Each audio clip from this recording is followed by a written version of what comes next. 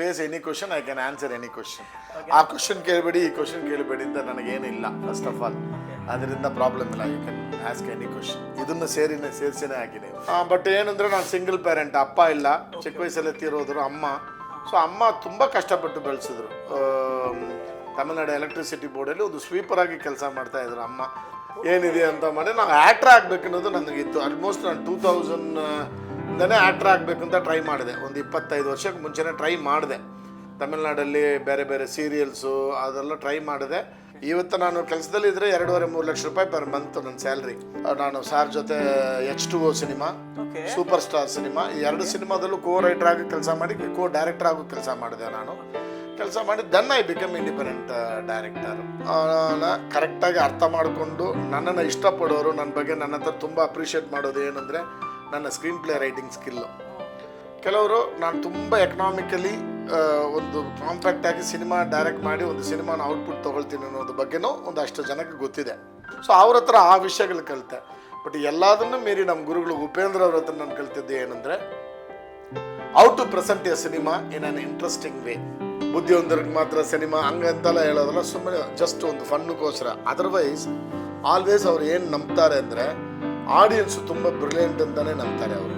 Always ಅವರು ಅದು ನಂಬೋದು. ರೀ ನಾವು ಅಂದ್ಕೊಂಡಿದ್ದೀವಿ ಆಡಿಯನ್ಸು ದಡ್ರು, ಅವ್ರಿಗೇನು ಗೊತ್ತಿಲ್ಲ, ನಾವು ತೋರಿಸೋದನ್ನ ನೋಡ್ಕೊಂಡು ಹೋಗ್ಬಿಡ್ತಾರೆ ಅಂತ ಹೇಳ್ತೀವಿ. ಬಟ್ ಆ ಥರ ಇಲ್ಲ ಆಡಿಯನ್ಸು. ಬಟ್ ಬಿಗ್ ಬಾಸ್ ಮನೆಯಲ್ಲಿ ನಾನು JK ಅನುಪಮ್ ಎಲ್ಲ ಸ್ವಲ್ಪ ಕ್ಲೋಸ್ ಆದ್ವಿ. ನಾನು ವಿದಿನ್ 3 ವೀಕ್ಸಲ್ಲಿ ಹೊರಗಡೆ ಬಂದುಬಿಟ್ಟೆ. ನಾನು ಹೊರಗಡೆ ಬಂದ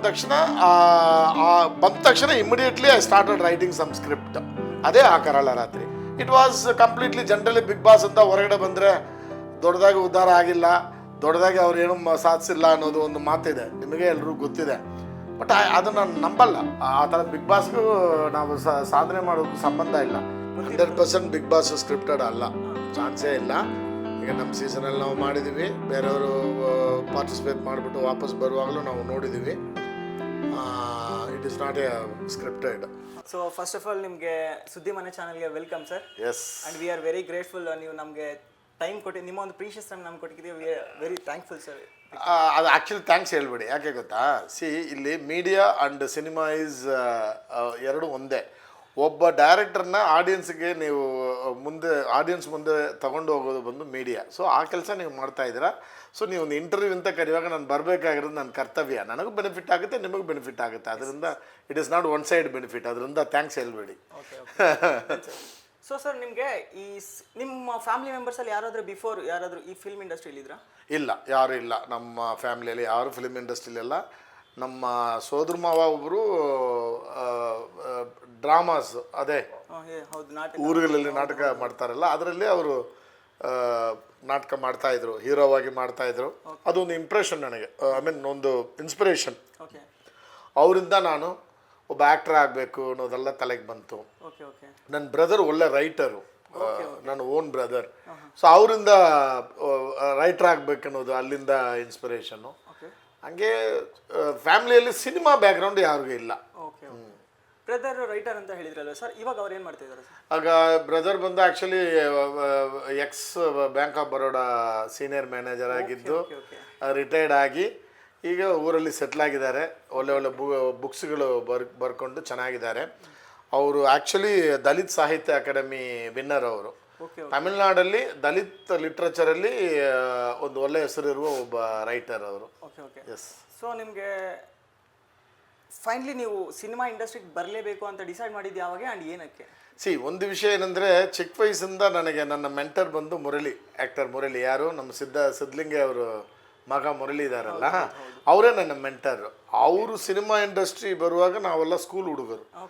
ಆವಾಗ ಅವ್ರಿಗೊಂದು ಕ್ರೇಜ್ ಇತ್ತು. ಚಿಕ್ಕ ವಯಸ್ಸಲ್ಲಿ ನಾವೆಲ್ಲ ನೋಡುವಾಗ the craze what he had is almost equal to Rajinikanth, Kamal Haasan ಲೆವೆಲ್ಗೆ ಕ್ರೇಜ್ ಅವ್ರಿಗೆ. ಇಲ್ಲಿಂದ ಬಂದವರು ತಮಿಳಲ್ಲಿ ಏನೇನು ಸಿನಿಮಾ ಮಾಡಿದ್ರು ಎಲ್ಲ ಹಿಟ್ಟು. ಸೊ ಅವರು ಅದೇ ಥರ ನಮ್ಮ ಸ್ಕಿನ್ ಕಲರ್ ಸ್ವಲ್ಪ ಕಪ್ಪು. ಸೊ ನಮಗೇನಂದ್ರೆ ನಮ್ಮ ಥರನೇ ಒಬ್ರು ಅನ್ನೋದು. ಈಗ ಹೇರ್ ಸ್ಟೈಲ್ನ ನೋಡಿದ್ರೆ ಅವ್ರದ್ದೇ ನಾನು ಮೇಂಟೈನ್ ಮಾಡ್ತೀನಿ. ನನಗೆ ಬೇರೆ ಹೇರ್ ಸ್ಟೈಲೇ ಇಲ್ಲ, ಒಂದೇ ಥರ ಹೇರ್ ಸ್ಟೈಲ್, ಅದು ಮುರಳಿ ಸ್ಟೈಲ್ ಅದು. ಸೊ ಅಲ್ಲಿಂದ ನನಗೆ ಒಬ್ಬ ಆ್ಯಕ್ಟ್ರ್ ಆಗಬೇಕು ಅನ್ನೋದು ಇತ್ತು ಚಿಕ್ಕ ವಯಸ್ಸಿಂದ. ಬಟ್ ಏನಂದರೆ ನಾನು ಸಿಂಗಲ್ ಪೇರೆಂಟ್, ಅಪ್ಪ ಇಲ್ಲ, ಚಿಕ್ಕ ವಯಸ್ಸಲ್ಲೇ ತೀರೋದ್ರು ಅಮ್ಮ. ಸೊ ಅಮ್ಮ ತುಂಬ ಕಷ್ಟಪಟ್ಟು ಬೆಳೆಸಿದ್ರು. ತಮಿಳ್ನಾಡು ಎಲೆಕ್ಟ್ರಿಸಿಟಿ ಬೋರ್ಡಲ್ಲಿ ಒಂದು ಸ್ವೀಪರ್ ಆಗಿ ಕೆಲಸ ಮಾಡ್ತಾ ಇದ್ರು ಅಮ್ಮ. ಸೊ ತುಂಬ ಕಷ್ಟಪಟ್ಟು ನಮ್ಮನ್ನು ಬೆಳೆಸಿದ್ರಲ್ಲ, ನನಗೆ ಏನಂದರೆ ಅಮ್ಮ ಕನಸನ್ನು ಫಸ್ಟು ನೆರವೇರಿಸ್ಬೇಕು, ಆಮೇಲೆ ನಮ್ಮ ಕನಸು ಏನು ಒಂದು ಆ್ಯಕ್ಟ್ರ್ ಆಗಬೇಕು ಅನ್ನೋದಿತ್ತು. ಸೊ ಚೆನ್ನಾಗೂ ಓದಿದೆ, ಕೆಲಸ ಸಿಕ್ತು ಇಲ್ಲಿ ಬ್ಯಾಂಗ್ಳೂರಲ್ಲಿ ಸೆಂಟ್ರಲ್ ಗೌರ್ಮೆಂಟಲ್ಲಿ ಕೆಲಸ ಸಿಕ್ತು. ಜಾಯಿನ್ ಆಗಿ ಒಂದು 15 ವರ್ಷ ಕೆಲಸ ಮಾಡಿದ ಮೇಲೆ ಆಮೇಲೆ ಸರಿ ಅಮ್ಮ ಕನಸನ್ನ ನಾವು ನೆರವೇರಿಸಿದ್ವಿ. ಈಗ ನಮ್ಮದು ಏನಿದೆ ಅಂತ ಮಾಡಿ ನಾವು ಆ್ಯಕ್ಟ್ರ್ ಆಗಬೇಕು ಅನ್ನೋದು ನನಗಿತ್ತು. ಆಲ್ಮೋಸ್ಟ್ ನಾನು 2000 ಆ್ಯಕ್ಟ್ರ್ ಆಗಬೇಕು ಅಂತ ಟ್ರೈ ಮಾಡಿದೆ. ಒಂದು 25 ವರ್ಷಕ್ಕೆ ಮುಂಚೆನೇ ಟ್ರೈ ಮಾಡಿದೆ. ತಮಿಳ್ನಾಡಲ್ಲಿ ಬೇರೆ ಬೇರೆ ಸೀರಿಯಲ್ಸು ಅದೆಲ್ಲ ಟ್ರೈ ಮಾಡಿದೆ. ಅಲ್ಲಿ ನಾಗ ಅಂತ ಒಬ್ಬರು ಡೈರೆಕ್ಟರು, ಟೆಲಿವಿಷನ್ ಸೀರಿಯಲ್ಸ್ ಎಲ್ಲ ತುಂಬ ಪಾಪ್ಯುಲರ್ ಡೈರೆಕ್ಟರ್ ಅವರು, ಬಾಲಚಂದ್ರ ಬ್ಯಾನರಲ್ಲಿ. ಅವರು ನೀನು ಆ್ಯಕ್ಟ್ರ್ ಆಗೋದಕ್ಕಿಂತ ರೈಟ್ರ್ ಆಗುವಂತ ನನ್ನ ಮೋಟಿವೇಟ್ ಮಾಡಿದ್ದು ಅವರು. ಸೊ ಅಲ್ಲಿಂದ ರೈಟ್ರ್ ಆದೆ, ರೈಟ್ರ್ ಆಗಿ ಕೊನೆಯಲ್ಲಿ ಆ್ಯಕ್ಟ್ರ್ ಆಗಬೇಕು ಅನ್ನೋದು ಆಸೆ ಫೇಡ್ ಔಟ್ ಆಯಿತು. ಡೈರೆಕ್ಟರ್ ಆಗಬೇಕು ಅನ್ನೋ ಆಸೆ ಫೇಡ್ ಇನ್ ಆಯಿತು. ಐ ಬಿಕೇಮ್ ಎ ಡೈರೆಕ್ಟರ್ ಅಷ್ಟೇ. ಸರ್ ಈ 15 years ಬಿಫೋರ್ ಅಂದರೆ ಲೈಕ್ ನೀವು ಅದೇ ಲೈಕ್ ಈಗ ಹೇಳಿದ್ರಲ್ವಾ 15 years ಬಿಫೋರ್ ನಾನು ಟ್ರೈ ಮಾಡಿದೆ ಅಂತ ಹೇಳಿದ್ರಲ್ಲ ಸೆಂಟ್ರಲ್ ಗೌರ್ಮೆಂಟ್ಗೂ ಬಿಫೋರು, ಅವಾಗ ಯಾವುದೆಲ್ಲ ಐ ಮೀನ್ ನಿಮ್ಮ ಮನೇಲಿ ಸಪೋರ್ಟ್ ಮಾಡ್ತಾ ಇದ್ರಾ? ಇಲ್ಲ, ಏನಂದರೆ ನನಗೆ ನಾನು ನನ್ನ ಎಜುಕೇಷನ್ ಆದ ತಕ್ಷಣ ಇಮಿಡಿಯೇಟ್ಲಿ ಕೆಲಸಕ್ಕೆ ಜಾಯ್ನ್ ಆದೆ. 15 years ಕೆಲಸ ಮಾಡಿದೆ. 15 years ಆದಮೇಲೆ ಮನೆಯಲ್ಲಿ ನನ್ನ ಮದುವೆ ಆಗಿತ್ತು. ಬೈ ದ ಟೈಮ್ ಮನೆಯವ್ರ ಹತ್ರ ಪರ್ಮಿಷನ್ ತೊಗೊಂಡೆ. ನೋಡು ನಾನು ಕೆಲಸ ರಿಸೈನ್ ಮಾಡಿಬಿಟ್ಟು ನನಗಂತ ಒಂದು ಡ್ರೀಮ್ ಇದೆ, I want to become an actor ಅನ್ನೋದು ನನ್ನ ಮನೆಯವ್ರ ಹತ್ರ ಹೇಳಿ. ಐ ಡೋಂಟ್ ಥಿಂಕ್ ಇವತ್ತು ಒಂದು ಸೆಂಟ್ರಲ್ ಗೌರ್ಮೆಂಟ್ ಕೆಲಸನ ರಿಸೈನ್ ಮಾಡೋಕ್ಕೆ ಯಾವ ಎಂತಿನೂ ಒಪ್ಪಲ್ಲ. ಬಟ್ ಅವರು ನನ್ನ ತುಂಬ ಎಂಕರೇಜ್ ಮಾಡಿದ್ರು. ಇಲ್ಲ, ನಿಮಗೆ ಯಾವುದು ಇಷ್ಟಪಡ್ತೀರೋ ಅದರಲ್ಲಿ ನೀವು ಫೋಕಸ್ ಮಾಡಿ ಇಂತೆಲ್ಲ. It was a big risk. ಇವತ್ತು ನಾನು ಕೆಲಸದಲ್ಲಿ ಇದ್ದರೆ 2.5-3 ಲಕ್ಷ ರೂಪಾಯಿ ಪರ್ ಮಂತ್ ನನ್ನ ಸ್ಯಾಲ್ರಿ ಇವತ್ತು. ಸೊ ಬಟ್ ಅದು ಯಾವುದು ನನ್ನ ತಲೆಗೆ ಬಂದಿಲ್ಲ. ಇಲ್ಲ, ಅಮ್ಮ ನಮ್ಮನ್ನು ಕಷ್ಟಪಟ್ಟು ಓದಿಸಿದ್ರು, ಅದಕ್ಕೆ ನಾವೇನೋ ಓದಿದ್ದೀವಿ, ಕೆಲಸಕ್ಕೆ ಬಂದಿದ್ದೀವಿ, ಅಮ್ಮ ಕನಸು ನೆರವೇರಾಯಿತು, ಈಗ ನಮ್ಮ ಕನಸು ಅನ್ನೋದು ಬಂತು. I started trying. ಅಲ್ಲಿಂದ 2000 ಇನ್ನೂ ರಿಸೈನ್ ಮಾಡಿಲ್ಲ ನಾನು. 2000 2003 ತನಕ ಹಂಗೆ ಟ್ರೈ ಮಾಡಿ ಒಂದು ಲೆವೆಲ್ಗೆ ಒಂದು ಸಣ್ಣ ಗ್ರಿಪ್ ಸಿಕ್ಕ ತಕ್ಷಣ ರಿಸೈನ್ ಮಾಡಿದೆ. ರಿಸೈನ್ ಮಾಡಿ I entered as a writer. Actor ಆಗಬೇಕನ್ನೋ ಕನಸು, ಐ ಮೀನ್ ಅದೇ ಹೇಳಿದೆ ಅಲ್ಲ, ನಾಗ ಅಂತ ನಮ್ಮ ಗುರುಗಳು, ನೀನು ಆ್ಯಕ್ಟ್ರ್ ಆಗೋದು ಬೇಡ ರೈಟ್ರ್ ಆಗು ಅಂತ ಹೇಳಿದ್ರು. ಅಲ್ಲಿಂದ ರೈಟ್ರ್ ಆದೆ. ಹಂಗೆ ಡೈರೆಕ್ಟ್ರ್ ಕನಸು ಬಂತು, ಅಲ್ಲಿಂದ ಡೈರೆಕ್ಟ್ರ್ ಆದೆ. ಸೊ ನಡೀತಾ ಇದೆ ಹಂಗೆ. ಓಕೆ, ನೀವು ಯಾವುದೆಲ್ಲ ಮೂವೀಸ್ಗೆ ಫಸ್ಟ್ ಇನಿಷಿಯಲ್ ಡೇಸಲ್ಲಿ ರೈಟರಾಗಿ ವರ್ಕ್ ಮಾಡ್ತಾ ಬಂದ್ರಿ ಸರ್? ರೈಟ್ರನ್ನ ನಾನು ಎಸ್ ನಾರಾಯಣ್ ಸರ್ ಜೊತೆ ಎಲ್ಲ ಸಿನಿಮಾದಲ್ಲೂ ಆಲ್ಮೋಸ್ಟ್ ಲಾಸ್ಟಲ್ಲಿ ಒಂದು 2-3 ಸಿನಿಮಾಸಲ್ಲಿ ನಾನು ರೈಟ್ರಾಗಿ ಕೆಲಸ ಮಾಡಿದ್ದೀನಿ ಅವ್ರ ಜೊತೆ, ಎಸ್ ನಾರಾಯಣ್ ಸರ್ ಸಿನಿಮಾ ಅಲ್ಲಿ. ಆಮೇಲೆ ಎಸ್ ಮಹೇಂದರ್ ಸರ್ ಜೊತೆ ಕೆಲಸ ಮಾಡಿದ್ದೀನಿ, ಶಿವಮಣಿ ಸರ್ ಜೊತೆ ಕೆಲಸ ಮಾಡಿದ್ದೀನಿ. ಆಮೇಲೆ ಉಪೇಂದ್ರ ಸರ್ ಜೊತೆ, ಕೊನೆಯಲ್ಲಿ ಉಪೇಂದ್ರ ಸರ್ ಜೊತೆ ಅಲ್ಲೇ ನಾನು ಒಂದು 2.5 years ನಾನು ಸಾರ್ ಜೊತೆ H2O cinema, super star cinema, ಈ 2 ಸಿನಿಮಾದಲ್ಲೂ ರೈಟರ್ ಆಗಿ ಕೆಲಸ ಮಾಡಿ ಡೈರೆಕ್ಟರ್ ಆಗೋ ಕೆಲಸ ಮಾಡಿದೆ ನಾನು. ಕೆಲಸ ಮಾಡಿ then I become independent director.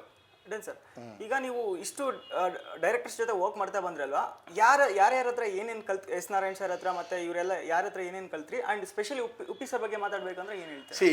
ನನಗೆ ಒಂದು ಸಿನಿಮಾ ಸೆನ್ಸ್ ಜನರಲಿ ಸಿನಿಮಾದಲ್ಲಿ ಇಲ್ಲಿ ಈ ಇಂಡಸ್ಟ್ರಿಯಲ್ಲಿ ಸಿನಿಮಾನ ಕರೆಕ್ಟಾಗಿ ಅರ್ಥ ಮಾಡಿಕೊಂಡು ನನ್ನನ್ನು ಇಷ್ಟಪಡೋರು, ನನ್ನ ಬಗ್ಗೆ ನನ್ನ ಹತ್ರ ತುಂಬ ಅಪ್ರಿಷಿಯೇಟ್ ಮಾಡೋದು ಏನಂದರೆ ನನ್ನ ಸ್ಕ್ರೀನ್ ಪ್ಲೇ ರೈಟಿಂಗ್ ಸ್ಕಿಲ್ಲು. ಕೆಲವರು ನಾನು ತುಂಬ ಎಕನಾಮಿಕಲಿ ಒಂದು ಕಾಂಪ್ಯಾಕ್ಟಾಗಿ ಸಿನಿಮಾ ಡೈರೆಕ್ಟ್ ಮಾಡಿ ಒಂದು ಸಿನಿಮಾನ ಔಟ್ಪುಟ್ ತೊಗೊಳ್ತೀನಿ ಅನ್ನೋದ್ರ ಬಗ್ಗೆನೂ ಒಂದಷ್ಟು ಜನಕ್ಕೆ ಗೊತ್ತಿದೆ. ನಾನು ಇಷ್ಟು ವಿಷಯಗಳು ಕಲ್ತಿದ್ದು ಸಿನಿಮಾ ಟೆಕ್ನಿಕ್ ಸ್ಕ್ರೀನ್ ಪ್ಲೇ ಅಂತ ಕಲ್ತಿದ್ದು ನಮ್ಮ ಗುರುಗಳ ಹತ್ರ, ನಾಗ ಹತ್ರ. ಅಲ್ಲಿಂದ ಇಲ್ಲಿ ಬಂದ ಮೇಲೆ ಮಹೇಂದರ್ ಸರ್ ಹತ್ರ ಒಂದು ಕಾಂಪ್ಯಾಕ್ಟಾಗಿ ಸಿನಿಮಾ ಹೆಂಗೆ ಮಾಡೋದು, ಎಮೋಷನ್ಸ್ನ ಹೆಂಗೆ ತೆಗೆಯೋದು ಅಂಥ ವಿಷಯಗಳೆಲ್ಲ ಮಹೇಂದರ್ ಸರ್ ಹತ್ರ. ಎಸ್ ನಾರಾಯಣ್ ಸರ್ ಹತ್ರ ಒಂದು ಟೈಮಿಂಗು, ಒಂದು ಡಿಸಿಪ್ಲಿನಿಂದ ಹೆಂಗೆ ಕೆಲಸ ಮಾಡೋದು, ಒಂದು ಸಿನಿಮಾ ಅಂದರೆ ಎಷ್ಟು ನೀವು ಪ್ರೀತಿ ಮಾಡಬೇಕು, ಅಲ್ಲಿ ಒತ್ತಡ ಹೊಡೆಯಂಗಿಲ್ಲ, ನೀವು ನಿಮ್ಮ ಎಂಟರ್ಟೈನ್ಮೆಂಟ್ಗೆ ಅದು ಜಾಗ ಇಲ್ಲ, ನೀವು ಸಿನ್ಸಿಯರಾಗಿ ಕೆಲಸ ಮಾಡಬೇಕಂತ ಕಲ್ತಿದ್ದು ಎಸ್ ನಾರಾಯಣ್ ಸರ್ ಹತ್ರ.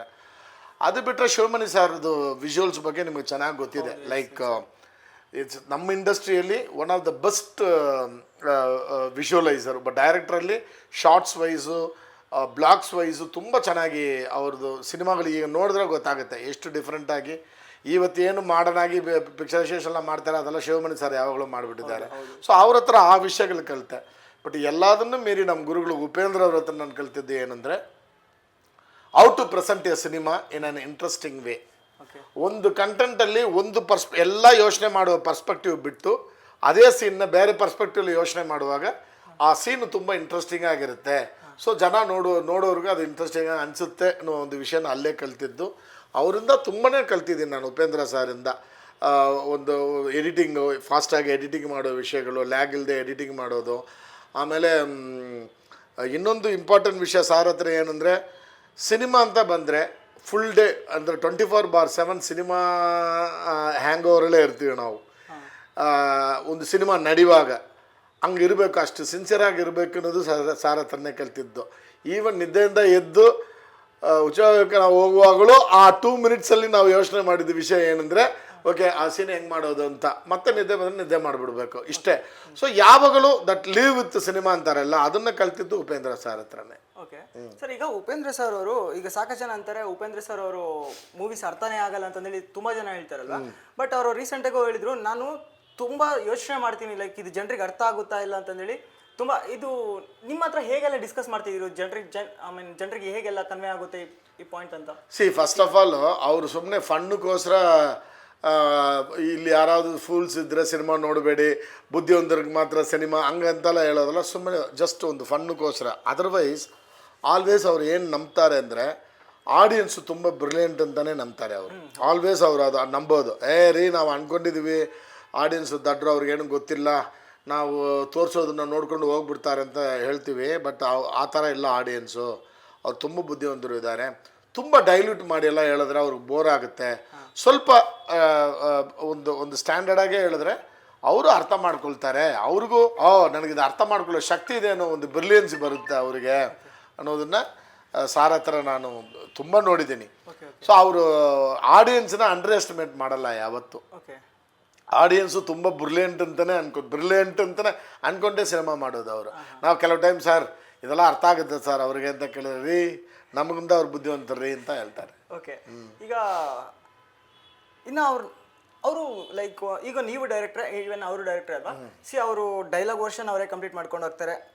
ಆಮೇಲೆ ಅವರು ಸಾಂಗ್ಸು ಇವೆಲ್ಲ ಪಾಯಿಂಟ್ ಆಫ್ನ ಹೇಗೆಲ್ಲ ಹಿಂಸೆ ಕೊಡ್ತಾರೆ ಸೆಟ್ಟಲ್ಲೆಲ್ಲ. ಲೈಕ್ ತುಂಬ ಪರ್ಟಿಕ್ಯುಲರ್ ಅವ್ರಿಗೆ ಈ ಸೀನ್ ಬೇಕು ಅಂದರೆ. ಆ್ಯಕ್ಟರ್ಸ್ ಕೂಡ, ಪ್ರೇಮಾ ಮ್ಯಾಮ್ ಕೂಡ ರೀಸೆಂಟಾಗಿ ಲೈಕ್ ಒಂದು ಸಾಕಷ್ಟು ಕಡೆ ಹೇಳ್ಕೊಂಡಿದ್ದಾರೆ, ಓ ಮೂವಿ ಮಾಡೋ ಟೈಮಲ್ಲಿ ನಾನು ರಿಯಲ್ ಆಗಿ ಹತ್ತಿದ್ದೆ ಅಂತ. ಈ ಥರ ಹೆಂಗಿರೋದು ಅಲ್ಲಿ ಸೆಟ್ಗಳಲ್ಲಿ ಅವ್ರ ಆ್ಯಕ್ಟರ್ಸಿಂದ ಹೇಗೆ ಔಟ್ಪುಟ್? ಒಂದು ವಿಷಯ ಏನಂದರೆ, ಬೇಸಿಕಲಿ ಒಂದು ಸ್ಕ್ರಿಪ್ಟ್, ಒಂದು ಸ್ಕ್ರೀನ್ ಪ್ಲೇ, ಸೀನ್ ಕಂಟೆಂಟ್ ಅಂತ ಒಂದು ಅಂದ್ಕೊಳ್ತಾರೆ. ಅದನ್ನು ನಾಳೆ ಬೆಳಗ್ಗೆ ಶೂಟಿಂಗ್ ಅಂದರೆ ಇವತ್ತು ನೈಟ್ ತನಕನೂ ಅದನ್ನು ಪಾಲಿಷ್ ಮಾಡ್ತಾ ಇರ್ತಾರೆ ಅವರು. ಸಾರ್ದು ಅದೊಂದು ಹ್ಯಾಬಿಟ್ಟು. ಬೆಳಗ್ಗೆನೂ ಓಕೆ, ನೈಟ್ ಒಂದು 2 o'clock 3 o'clock ಓಕೆ ರೀ ಬೆಳಗ್ಗೆ ಇದೇ ಶೂಟ್ ಮಾಡ್ತೀವಿ ಅಂತ ಡಿಸೈಡ್ ಮಾಡಿಬಿಟ್ಟು ಹೋಗ್ತಾರೆ. ಬೆಳಗ್ಗೆ ಎದ್ದ ಮೇಲೆ ಇನ್ನೂ ಅದರಲ್ಲಿ ಏನಾದರೂ ಆ್ಯಡ್ ಮಾಡಬೇಕಾ ಅನ್ನೋದನ್ನು ಯೋಚನೆ ಮಾಡ್ತಾರೆ. ಟಿಲ್ ಆ ಶಾರ್ಟ್ನ ತೆಗಿಯೋ ತನಕನೂ ಅದನ್ನು ಇಂಪ್ರೂವ್ ಮಾಡೋಕ್ಕಾಗುತ್ತಾ ಅಂತ ನೋಡ್ತಾರೆ ಸಾರು. ಅದೊಂದು ವಿಷಯ. ಅದೇ ಥರ ತುಂಬ ಟಿಪಿಕಲ್ ಆಗಿ ತುಂಬ ಒಂದು ರೆಗ್ಯುಲರ್ ಫಾರ್ಮೆಟಲ್ಲಿ ಪರ್ಫಾರ್ಮ್ ಮಾಡಿದ್ರೆ ಸಾರ್ಗೆ ಇಷ್ಟ ಆಗಲ್ಲ. ಅದು ತುಂಬ ಸಿನಿಮ್ಯಾಟಿಕ್ ಆಗಿ, ತುಂಬ ರಿಯಲಿಸ್ಟಿಕ್ ಆಗಿ ಮಾಡಬೇಕು. ಅದಕ್ಕೆ ಡೈಲಾಗ್ಸ್ ಎಲ್ಲ ತುಂಬ ಏನು ಹೇಳೋದು, ನಾವು ಹಾಡು ಭಾಷೆ ಅಂತೀವಲ್ವ, ನಾವು ಮಾತಾಡುವಾಗ ಯಾವ ಥರ ಮಾತಾಡ್ಕೊಳ್ತೀವಿ ಹಂಗಿರುತ್ತೆ. ಅಷ್ಟೇ ಲ್ಯಾಂಗ್ವೇಜ್ ಇರುತ್ತೆ. ಬೈಯುವಾಗ ಅದೇ ಬೈಯೋದು ಲ್ಯಾಂಗ್ವೇಜ್ ಇರುತ್ತೆ. ಎಲ್ಲ ತುಂಬ ನ್ಯಾಚುರಲ್ ಆಗಿರುತ್ತೆ ಸಾರ್ ಡೈಲಾಗಲ್ಲಿ. ಸ್ವಲ್ಪ ಅವ್ರ ಮೀಟ್ರನ್ನ ಅರ್ಥ ಮಾಡಿಕೊಂಡು ಡೆಲಿವರಿ ಮಾಡೋದು ಕಷ್ಟ ಆಗುತ್ತೆ. ಬಟ್ ಡೆಲಿವರಿ ಮಾಡಿಬಿಟ್ರೆ ಸೂಪರ್ ಆಗಿರುತ್ತೆ. ಸರ್ ಆ್ಯಕ್ಚುಲಿ ನಿಮ್ಮ ಡೈರೆಕ್ಷನ್ ವಿಚಾರಕ್ಕೂ ನಿಮ್ಮ ಮೂವೀಸ್ ವಿಚಾರಕ್ಕೂ ಬಂದರೂ ಕೂಡ ಅದೇ ಥರ ಅವ್ರದ್ದು ಒಂದು ಯೂನಿಕ್ ಪಾಯಿಂಟ್ ಇದೆ ಅಲ್ವಾ? ಅದೇ ಥರ ನಿಮ್ಮದು ಯೂನಿಕ್ ಪಾಯಿಂಟ್ ಇದೆ. ಈಗ ನೀವು ಒಂದು ರೆಗ್ಯುಲರ್ ಪ್ಯಾಟ್ರನ್ನ, ಕಮರ್ಷಿಯಲ್ ಪ್ಯಾಟ್ರನ್ನೇ ನೀವು ಟಚ್ ಮಾಡಲ್ಲ. ಲೈಕ್ ಏನಂದರೆ ಲೈಕ್ ಒಂದು ಸಸ್ಪೆನ್ಸ್ ಥ್ರಿಲ್ಲರು, ಜನರಿಗೆ ಭಯ ಬೀಳ್ಸೋದು, ಈ ಥರ ವಿಚಾರಗಳು ನೀವು ಎತ್ಕೊಳ್ತೀರಲ್ಲ, ಇದನ್ನೆಲ್ಲ ಹೇಗೆ ಕಲ್ತ್ಕೊಂಡ್ರಿ, ಯಾರಿಂದ ಕಲ್ತ್ಕೊಂಡ್ರಿ? ಇಲ್ಲ, ಒಂದು ವಿಷಯ ಏನಂದರೆ, ನಾನು ಕಮರ್ಷಿಯಲ್ ಸಿನಿಮಾಗೆ ಎಗೇನ್ಸ್ಟ್ ಏನಿಲ್ಲ. ನನ್ನ ಫಸ್ಟ್ ಇನ್ನಿಂಗ್ಸ್ ಏನಿದೆ ನಾನು ಕಮರ್ಷಿಯಲ್ ಸಿನಿಮಾನೇ ಮಾಡಿದ್ದು. ನನ್ನ ಬಾಬಾರ ರಸಿಕ್ ಆಗಲಿ, ಯಶವಂತ್ ಆಗಲಿ, ಮಸಾಲ ಆಗಲಿ, ಇದು ಸಕಾಸಕಿ, ಇದೆಲ್ಲ ಕಮರ್ಷಿಯಲ್ ಸಿನಿಮಾ ಕ್ಯಾಟಗರಿಯಲ್ಲೇ ಬರುತ್ತೆ. ಸಕಾಸಕಿ ಆದಮೇಲೆ ಒಂದು ಬ್ರೇಕು ನನಗೆ. ಲೈಕ್ ಸಕಾಸಕಿ ಬಂದು ತುಂಬ ಆ್ಯಾವ್ರೇಜ್ ಸಿನಿಮಾ ಆಯಿತು, ಒಂದು ಬ್ರೇಕ್ ಆಯಿತು ನನಗೆ ಕರಿಯರ್ ವೈಸು. ಅದಾದಮೇಲೆ ನಾನು ಸಿನಿಮಾ ಮಾಡೋಕ್ಕೆ ಹೊರಡುವಾಗ ಮತ್ತೆ ಒಂದಷ್ಟು ಕಮರ್ಷಿಯಲ್ ಸಿನಿಮಾ ಟ್ರೈ ಮಾಡಿದೆ. ಅದು ನನಗೆ ಕರೆಕ್ಟಾಗಿ ವರ್ಕೌಟ್ ಆಗಿಲ್ಲ. ಆವಾಗ ನಾನು ಏನು ಡಿಸೈಡ್ ಮಾಡಿದೆ ಅಂದರೆ, ಇಲ್ಲಿ ಏನು ಕಮ್ಮಿ ಇದೆ, ಯಾವ ಥರ ಸಿನಿಮಾಗಳು ಕಮ್ಮಿ ಬರ್ತಾ ಇದೆ ಅಂತ ನೋಡುವಾಗ ಕಂಟೆಂಟ್ ಬೇಸ್ಡ್ ಸಿನಿಮಾಗಳು ಕಮ್ಮಿ ಬರ್ತಾ ಇತ್ತು. ನೀವು ಜನರಲಿ ಗೊತ್ತಿರುತ್ತೆ, ಒಂದು 100 ಸಿನಿಮಾ ಬಂದರೆ 10 ಕಂಟೆಂಟ್ ಬೇಸ್ ಬರುತ್ತೆ, 90 ಕಮರ್ಷಿಯಲ್ ಸಿನಿಮಾ ಇರುತ್ತೆ. ಓಕೆ ನಾವು ಯಾಕೆ ಆ ಕಂಟೆಂಟ್ ಸಿನಿಮಾ ಮಾಡುವ ವ್ಯಕ್ತಿಗಳು ಕಮ್ಮಿ ಇದ್ದಾರೆ, ಡೈರೆಕ್ಟರ್ಸ್ ಕಮ್ಮಿ ಇದ್ದಾರೆ, ರೈಟರ್ಸ್ ಕಮ್ಮಿ ಇದ್ದಾರೆ ಅಂದ್ಬಿಟ್ಟು ನಾನು ಚೂಸ್ ಮಾಡಿದ ಪಾತ್ ಬಂದು content oriented cinema. That is from 2011 Yogaraj ಅಂತ ಒಂದು ಸಿನಿಮಾ ಮಾಡಿದೆ. ಅಲ್ಲಿಂದ ನನ್ನ ಪಾತ್ ಚೇಂಜ್ ಮಾಡಿಕೊಂಡೆ ನಾನು. ಯೋಗರಾಜ್ ಅಂತ ಸಿನಿಮಾದಲ್ಲಿ ನವೀನ್ ಕೃಷ್ಣ ನೀತು ಆ್ಯಕ್ಟ್ ಮಾಡಿದ್ರು ಒಂದು ಸಿನಿಮಾ. ಅಲ್ಲಿಂದ ಇವತ್ತು ಈ 13 ಇಯರ್ಸಲ್ಲಿ ನನ್ನ ಸಿನಿಮಾ ಸ್ಟೈಲು, ನಾನು ಬರೆಯೋ ಸ್ಟೈಲು, ಡೆಲಿವರಿ ಸ್ಟೈಲ್ ಎಲ್ಲ ಚೇಂಜ್ ಆಗಿ ಒಂದೊಂದು ಟೈಮು ಒಂದೊಂದು ಕಂಟೆಂಟ್ ಟ್ರೈ ಮಾಡ್ತೀನಿ.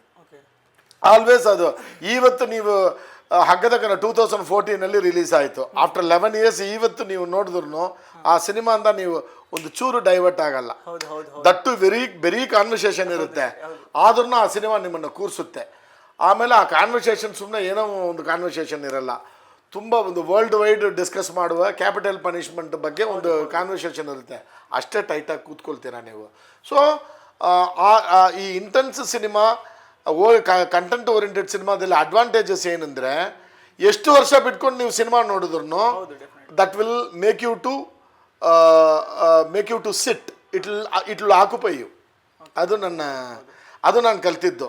ಅದನ್ನು ಯಾರ ಹತ್ರಿಂದ ಕಲಿತೆ ಅನ್ನೋದನ್ನ ಸ್ಪೆಸಿಫಿಕ್ ಆಗಿ ಆಗಲ್ಲ. ನನ್ನ ಸಿನಿಮಾ ಮಾಡುವ ದಾರಿನ ಚೇಂಜ್ ಮಾಡ್ಕೋಬೇಕು ಅನ್ನೋದು ಡಿಸೈಡ್ ಮಾಡಿದೆ ನಾನು.